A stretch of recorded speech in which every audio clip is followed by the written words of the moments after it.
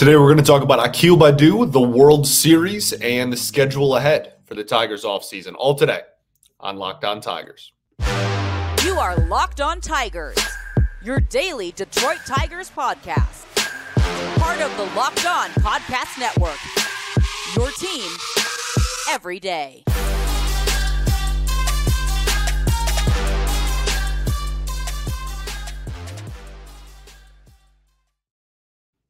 What is up, everybody? Welcome back to another edition of Locked On Tigers. I'm, of course, your host, Scott Bentley. Today is Thursday, November 2nd, 2023. Thank you so much for making Locked On Tigers your first listen every single day. We are free and available wherever you get your podcasts, including YouTube, part of the Locked On Podcast Network, your team every day.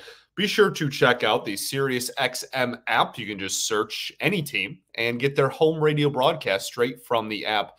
Very cool feature and very cool app, the SiriusXM app. Today we are going to talk about Akil Baddoo, and he gets his own episode here because I think similar to Matt Manning, he is one of the more fascinating conversations as far as what to do with him this winter because there is some trade implications, I guess is the word, some trade rumors, some trade possibilities with Baddoo. And so we're going to talk about his 2023, how we've gotten to this point where a trade is, I'm not going to say likely, but is a possibility, and then talk about what he might turn into on the field, his 2024 season, whether it's with or without an Old English D on his jersey. So we'll talk about all of that. Then at the end of the show, we're going to talk about the World Series. Congratulations to the Texas Rangers who win their first World Series in franchise history. We might reminisce a little bit about when the Tigers were last in the World Series. And then we'll end the show by talking about the offseason schedule. Now that the World Series is over, we got 5 days for a lot of things to come together. And that's really exciting. That means we get to hit the ground running here and really kind of dive into full offseason mode. Okay? So we're going to start off by talking about Akil Baddoo. Baddoo in 2023 had kind of like a happy medium of what he did his rookie year and then what he did in 2022. His rookie year is the best numbers he's put up. It's the best we have seen Baddoo at the plate. And in 2022 was the opposite. It was the worst version we have seen from him. And this year was somewhere in between. This year he would end with a 11.8 walk percentage, which is very good. We'll talk about that later. 24.9 K percentage. He had a 218 average, a 310 OBP, a 372 slug, 11 homers, 40 runs, 34 RBIs, and 14 stolen bases. That's all good enough for 0.9 FanGraphs WAR. So just a hair under a one-win player. I guess we can kind of start with talking about the beginning of Akil Baddoo's career. It's been a heck of a road. He deserves a boatload of credit and praise for getting to this point. I mean, this is a guy who was a Rule 5 pick 2 years ago. And I remember when we took Baddoo, it wasn't, and it's the Rule 5 draft, so no one's like super all up in arms about whoever you take because you're not really expecting them to do a whole lot. But I do remember specifically when he was taken, people were like, why are we taking an outfielder? Like, why is that a thing? There's a lot more, like maybe potential power threats or like we need some help pitching, right? This was 2020 going into the 2021 season was his rookie season. So I think there was a general vibe that like we could have gotten someone that maybe was a better fit for this roster.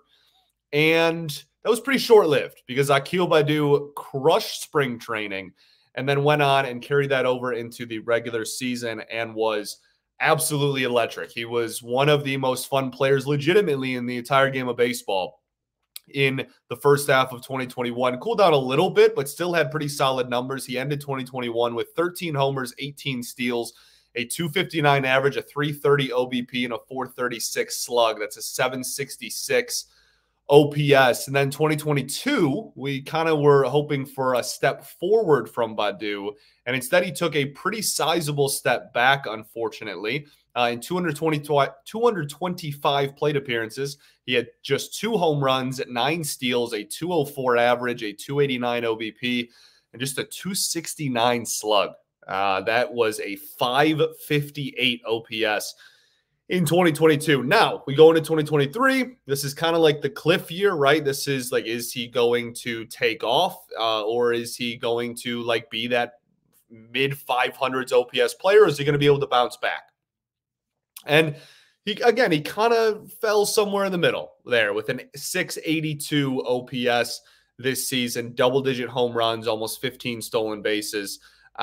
There's the thing with Baddoo is that everyone understands and sees the ceiling.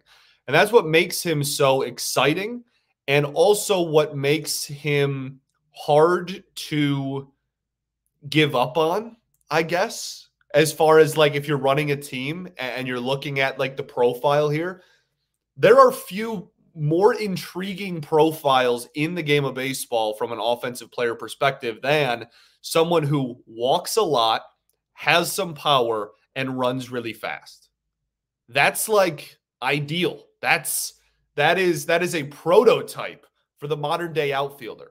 And Baddoo has the ability and shows flashes of having all 3 of those tools. The walk rate has actually gotten better each year of his career. In 2021, his rookie year, he was already an above league average walker in his rookie season with a walk rate of just under 10%. Then in 2022, despite the poor numbers, his walk rate gets better. And then this year has an 11.8 walk percentage, which is in the 84th percentile in baseball, almost a top 15% walker in the league. And that's really good. Chase rate, 71st percentile, top 30% in the league in not expanding the strike zone and chasing on pitches outside. So like he has that innate ability, and he's always had that. Again, that's something that he's maintained through the good and the bad. He's been able to draw walks. And so that's exciting. And everybody knows that I love my players that draw walks. And you add the speed, 91st percentile in sprint speed, 29 feet per second is remarkable. And his base running value was in the 93rd percentile. And again, he was 9 steals in 2022, but 18 and 14 in 2021 and 2023, respectively. So he can wreak havoc on the base paths. He can do a lot of, I guess wreaking havoc is kind of the way to describe it. He brings a lot more than just what he does in the plate. He brings really good base running. He brings some steal ability. And he's athletic enough where it should translate to the outfield. And that's kind of been an up and down part of his career. There's been some struggles defensively. And then there was stretches like at the beginning of this season and in the middle of the summer where people were pretty optimistic about Akil Baddoo's defense and thought that it had taken kind of a step in the right direction. And then the second half of the year, it kind of took another step back. He doesn't have a very good arm, which is not ideal for corner outfield, but you can live with it if he still is bringing, like covering a lot of ground and doing what he can do at the fullest of his abilities at the plate. So there's a lot of tools here, a lot, right? Like when we talked about Parker Meadows, we said like he was tooled up. Akil Baddoo, very much in the same boat, has the ability has the potential, has the ceiling of a player with all 3 of those attributes, which again is very, very good. The issue is over the last 2 seasons, it hasn't all come together. And like, I mean, we talked about, I've cited it multiple times now, 204 average in 2022, 218 average in 2023. Batting average is not the end all be all. Okay. I'm going to be the first one to tell you that. But you better be walking a boatload, and he is walking a lot. But in order to raise that OPS, in order to raise that hitting value, if you're going to have a low average, you need to have power and draw walks.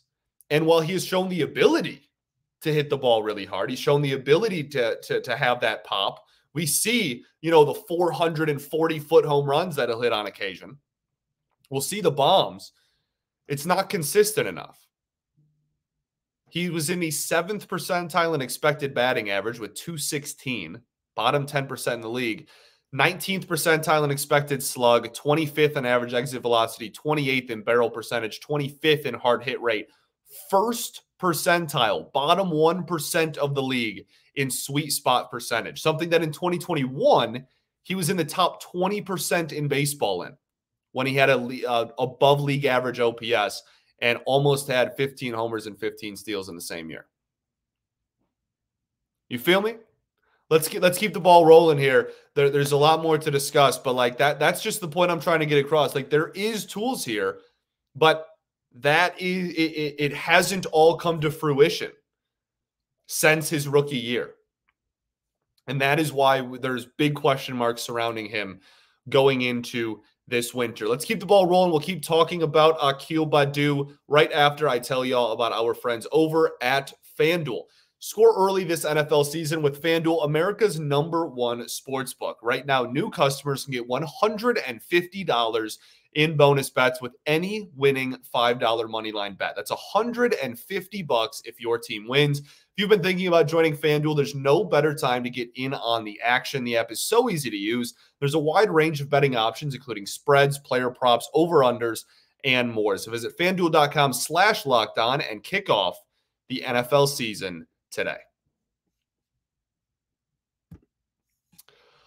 All right, everybody, welcome back here. Segment 2 of Locked On Tigers. I appreciate y'all for tuning in, making us your first listen every single day. Shout out to the everydayers that do tune in every day. We will be back tomorrow. If everything goes to plan, tomorrow will be an interview. If everything goes to plan, tomorrow will be an interview. Now, again, we got to hit the ground running, okay? Monday is going to be, that's when our busy week starts. We're only going to have a couple of days until the deadline, then free agency, et cetera, et cetera. We're going to have a lot of stuff to discuss next week. But I think tomorrow, again, I'm not going to say a name yet because I want to make sure that it comes through. I don't want to drop through if something was to come up, but it should be a player within the Tigers organization. That should be tomorrow's episode. Let's get back to talking about Akil Baddoo. So what are the big differences for Baddoo between the rookie season in which he was so good, and we can just compare him straight to this year. We don't even need to bring all 3 years really into the conversation here. Is the difference in his ability to hit the fastball. That was something that, especially early on in his rookie season, he was crushing heaters. And now, this season, his stats against four-seam fastballs, 209 batting average, 400 slug. He had 6 doubles and 5 home runs this season, which is not bad power still. Again, 400 slug isn't the worst thing in the world, but a 209 batting average against just four-seam fastballs. That's compared to 2021. He hit 276 with a 539 slug against four-seam fastballs. Now, there's been some positive developments as well. He hit changeups a little bit better this year, but let's just look at expected batting average, okay? And this is, again, I'm not trying to tell you that expected batting average is like the most important stat in the world, but this is his expected batting average against every pitch he faced this season, okay? Four-seam fastball, 235, changeup, 190, slider, 205, curveball, 198, sinker, 196, cutter, 265, splitter, 248, sweeper, 158. There's a whole lot of ones and low twos in there. He did not hit, there is no expected batting average better than 265 amongst all of these, and almost half of them are in the 100s. Now, again, there's some actual batting averages that are better than that. There's a whole lot of actual batting averages that are in the 100s against these as well. It's a lot of adjustments that he is continuing to try to make. Obviously, he got off to a really hot start his rookie year, and then the league adjusted, and now he's still going through those adjustments. We have to remember this guy has already defied like the odds, and it is already so impressive that he is here playing like positive one WAR baseball for this baseball team at the major league level. He was 22 and had not played higher than high single A and was thrown into the majors and lit the world on fire. He deserves a boatload of credit for what he has done and the player that he has turned into. There's just that there is, I guess that we can just transition into what to do with Baddoo this offseason. I think in a similar conversation to Matt Manning, this is a guy who, when you look at the outfield, finding the path to playing time in even more so than Manning. Manning, at least, like if you don't trade him, he's going to be in your rotation. Baddoo, if you don't trade him, I think he starts off next season in Toledo. And that is why he is on everybody's trade radar, maybe more than anybody else in this organization going into this winter, right? Let's just look at 2024, the outfield, okay? Riley Green's not going anywhere. Carri Carpenter is going to play some outfield, whether you like it or not, defensively. He's going to play some outfield. He's going to get some DH looks too, but he's going to play some outfield, okay? Those are two lefties. Parker Meadows is going to play center field. That's another lefty. You have three lefties. You have Matt Vierling, who's not going anywhere, I don't think, right? And then you have Justin Henry Malloy, who's a righty, but like we're not even sure if he can play like major league defense in corner outfield. We don't even know how many games he's going to get off of DH. But like let's even pretend that he is going to play corner outfield. There's 5 outfielders, 3 of which, the 3 that are going to get presumably the most playing time at that, are all lefties. This team doesn't have very many roadblocks on it still on the offensive side of the ball. There's still plenty of room where if you're even a halfway decent hitter, you're going to get an opportunity. Look at Andy Ibanez and Zach McKinstry, right? If you are a left-handed hitting outfielder, that is like the one thing, besides maybe like a first baseman, it's like the one thing you can't be and get legitimate playing time at the major league level for this team. I mean, we had this conversation back in the spring, right? And that's why I was an advocate for Baddoo to make the team out of spring training over Carri Carpenter. Now, obviously, Carri Carpenter turned into, I was wrong about that. That was a bad take, okay? And Carri Carpenter ended up being one of the best hitters on the team. But the reason why is because Baddoo offers you a lot. He has a very high ceiling still. And it's tough for me to envision an AJ Hinch-led team with like 5 or 6 outfielders on it, and 4 of them are going to be lefties. Now, the one saving grace as far as the conversation goes surrounding what to do with, like, if you don't have to guarantee trade him because he has options, okay? He has options. You can option him down to Toledo. You don't have to put him on waivers. And I think he has multiple options at that. So, like, you can send him down. He at least has one, I know. So you can send him down next year if you want to. You don't have to keep him on the roster. This isn't a he makes the roster, he gets put on waivers type of decision, which I think eases up, puts a little bit of a break on the trade talks. But long-term even, is Riley Green going anywhere long-term? Unless he gets injured, no. Is Parker Meadows going anywhere long-term? If we find out he can't hit, then maybe. But like he's going to be the starting center fielder. And even if he isn't, Akil Baddoo is not going to play center field for this baseball team. He is not a good enough defender to be put in center field. That's just not going to happen. Is he going to beat out Carri Carpenter? He didn't literally this year. Carri Carpenter was one of the best hitters on the team. I'm not even entertaining that thought. Baddoo had a 682 OPS and hit 218. You get what I'm saying? Like, it's hard to find a path long-term for Baddoo on this roster, which is why I think he's in trade talks. And I think that it makes sense. And I will add this, it also scares me. I still believe in the ceiling of Akil Baddoo. Again, it's very seldom that you find an outfielder that's really fast, has some pop, and can draw walks. That was the last attribute. I forgot my 3 attributes there. That's not super common. That's someone that you would like to develop. And again, he skipped 2 levels, arguably the 2 most important levels of the minor league system at 22 years old, and now he's 25. He's still young. He still has options. He still has years of team control. I'm not like pounding my fists on the table like you got to get this dude out of here. But if you think that the other guys in the outfield are going to be like mainstays, why would you not start shopping them now? We'll keep the ball rolling this. We'll finish up this conversation, then talk a little bit about the World Series. We'll do that right after this.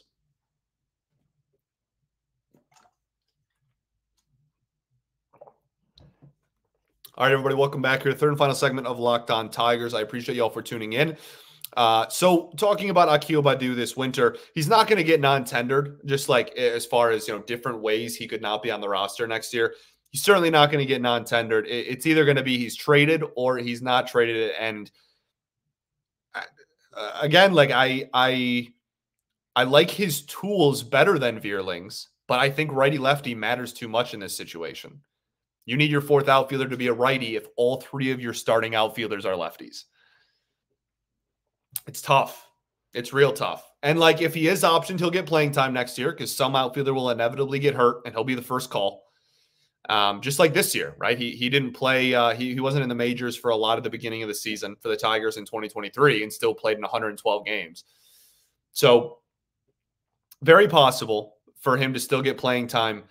Very possible for maybe the Tigers look at him and think, we still think we are the team that can develop him into reaching this ceiling that we think he can. He has, in his major league career, he's had a little bit of an inconsistent swing. It's a beauty. It is one of the prettiest swings you will ever see when he gets a hold of it and when he's repeating the mechanics consistently. But in 2022 especially, it was all out of whack. And he put a lot of work into his credit, and I think adjusted and addressed, that's the word, those issues. But there's still a ways to go here, man. Like, again, this is a guy whose expected batting average was 216, and his power numbers, while you saw it, again, in flashes, you saw the 440-foot homer. Over the course of the full season, he was not consistently hitting the ball hard enough to justify it. It's really tough. And I do legitimately get scared that if we trade him away, some team with a better major league hitting development than the Detroit Tigers has is going to be able to maximize his potential. That thought does scare me. But looking at the numbers and looking at the eye test, looking at however you analyze the game of baseball, it's just very hard to find a path for him in this outfield long term as it stands right now on November 2nd, 2023. Things change all the time. It's a fluid roster and a fluid game. Who knows? Maybe 6-8 months from now, we're having a different conversation about that. But as it stands right now, I think that's something you have to consider. Now, the other thing, the last thing before we move on here, maybe you hold on to him. He does really well in Toledo, and he's a trade deadline next year thing, which is like weird. You don't see too many teams like sell minor league assets as like selling pieces at the deadline, but like that's a possibility. He'll probably get some at bats next year, just inevitably based on injuries and such. I'm trying to just find a way for him to make the roster out of camp, but like you'd have to carry 5 outfielders. You would have to, or you would have to option Veerling and just have 4 lefty outfielders, which I don't think AJ Hinch wants to do at all. And that's still blocking then Justin Henry Malloy long-term, who you want to get a look at.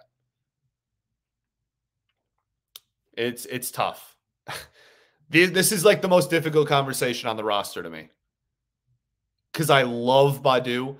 I do still believe that there's a mid to high 700s, like power speed threat in there. I still think he's young enough. Like you can really, there's a lot of work that he is going to continue to put in. And I think there's a lot of room for him to still grow. But time's ticking. And the one roadblock we have on offense is again, like first base, I guess, technically, and then like lefty outfielders that can't play center, especially. It's tough. So we'll see what happens. This is a similar situation to Manning. I don't want to get it twisted. I don't think that this is like an 100% guarantee. I'm not saying that in a month from now, this is like the most guaranteed thing in the world. They do, because of the options, they do have the safety net of like, okay, if we don't move them, we can put them in Toledo and it's nobody, nobody's the wiser. That's fine. That is still very much a possibility that puts a safety net on this whole thing. But if anybody on the offensive side of the ball is to get traded at the major league level this offseason, I think Baddoo is toward the top, if not at the top of that list. Okay, cool. A lot of tools, hasn't matched in production since his rookie year. Believe in it, but believe in the other three guys ahead of him, maybe more. Unfortunate, but it's the situation. Let's talk about the World Series for a little bit. The Texas Rangers win the World Series. They win their first World Series in franchise history. That's super exciting for them. I thought the Diamondbacks were a really fun storyline this season. I thought it was, I guess, 5 games, right? Like not the closest, not the most climatic ending, but I did think outside of the complete blowout, which I guess the D-backs kind of came back a little bit in, but outside from that game, I thought that it was good baseball though. So I didn't have any issues with the series. We already talked about the market thing and, the playoff format and whatnot. We've had that discussion already. It's really cool. The World Series is just awesome. And I love baseball. That's really just every time, seeing the emotion on the players' faces and watching the post, game ceremony and whatnot. It's the best. It really is just the best. And I love this sport so much. So, and it just reminded me of when the Tigers were in the World Series. And a question that I get asked a lot, and I'm wondering y'all's answer to this question, because I'm not sure there's a bona fide, unanimous, correct or incorrect answer here.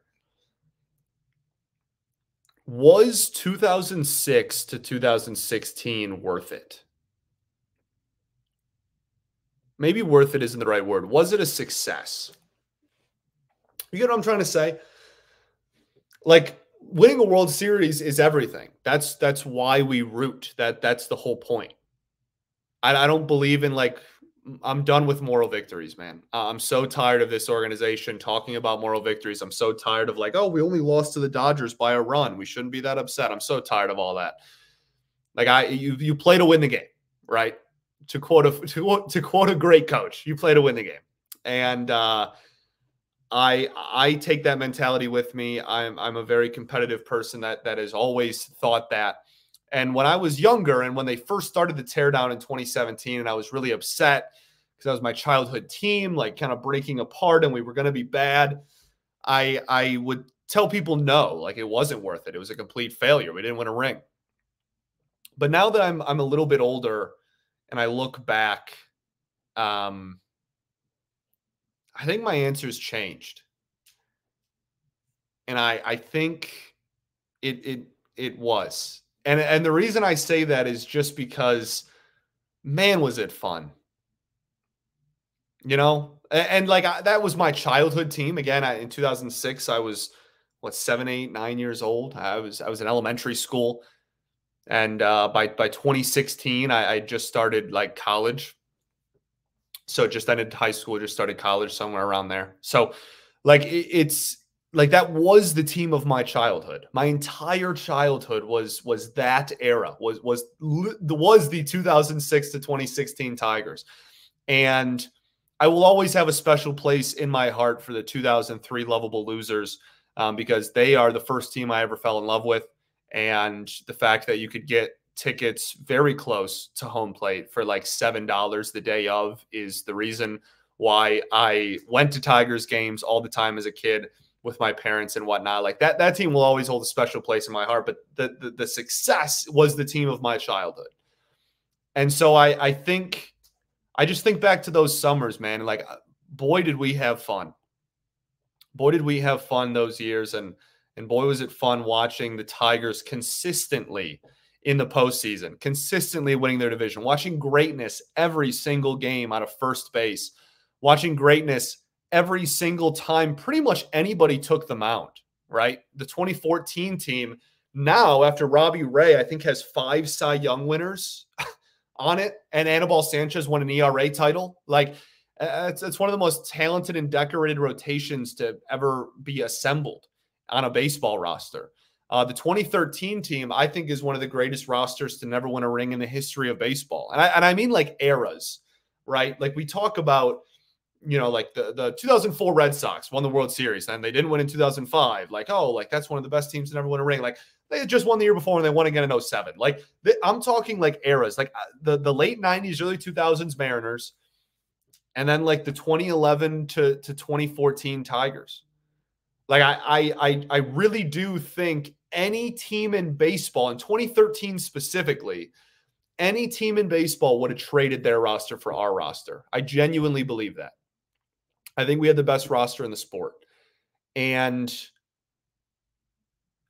while at the time it's heartbreaking and it's so frustrating to not be able to get over the hump, and it's devastating. It's soul crushing. I cried, right? When we used to get eliminated. I wear my emotions on my sleeve with this team through and through. But like looking back, what a fun decade that was. And I don't think Dave would call it a success because Dave Dombrowski only cares about winning. And people always talk about the aftermath of wherever Dave goes, afterwards we're in a pit. And, if this core that was formulated from draft picks from sucking after Dave left, if this core wins a World Series, then obviously everybody would be like, oh yeah, that was fun. It was successful. It was worth it. It was fun. And those picks led to us like where we are now. But like, in 2023, it's a hard question because we don't know. We don't know if this is going to work out, right? And that's why we talk about it every day, because we're passionate. We want them to get back to that spot where they're at least competing for it. And it's just, I've heard so many different answers. I hear so many people that are like, no ring, failure, simple as that. Fair enough. I understand that mindset. But, and for me, again, I'm looking at it through nostalgia glasses because that was the team of my childhood. If you were alive for, the 84, 68, or God bless you, 45 or 35, like that's a different, maybe a different conversation because you saw them win and this team didn't win and you have your own team of your childhood. But for me, these days it's really hard for me to look back and think of those as a complete failure. We had some fun, didn't we? We had some fun. And the reason that we talk about this every day and I show up here and we have these great conversations daily is because we all long for returning to that. So hopefully it's sooner rather than later. And hopefully we're heading in a good direction. All we got in this world is hope, baby. Let's talk about the schedule really quick, and then I'll let you get on with your Thursday. So dates to know within 5 days of the World Series ending. It just ended on Wednesday night. Free agents will officially be able to sign with new teams after that 5th day removed. Okay. Player and club options have to be exercised and public by that 5th day. And qualifying offers have to be officially extended by that day. So all important things to keep in mind there. November 15th, you have to protect players from the Rule 5 draft by adding them to the 40-man roster. That'll be something we talk about at length leading up to it. November 17th, that is the non-tender deadline, something to keep in the back of your mind as well for those arbitration-eligible players. December 3rd through 6th is winter meetings. January 12th is when arbitrary figures are exchanged. January 15th is when the international signing period for next year opens. And then February 12th is pitchers and catchers report to spring training. So we got a lot going on here in the next couple of weeks. All right. We're going to have an interview tomorrow, hopefully. If not, we'll kind of lay out we'll start talking off-season stuff. And if we do have it, which I believe we will, then on Monday, we'll kind of hit the ground running with all of those off-season discussions and, player options. What's Erod going to do? We've already talked about it a lot, but that's when those decisions are actually going to start happening. So fun stuff ahead. All right. Buckle up. Fun off-season ahead. Another year of baseball in the books. We'll be back tomorrow. Peace and love. Going to therapy's dope. I'll catch you all then, baby. Go Tigers.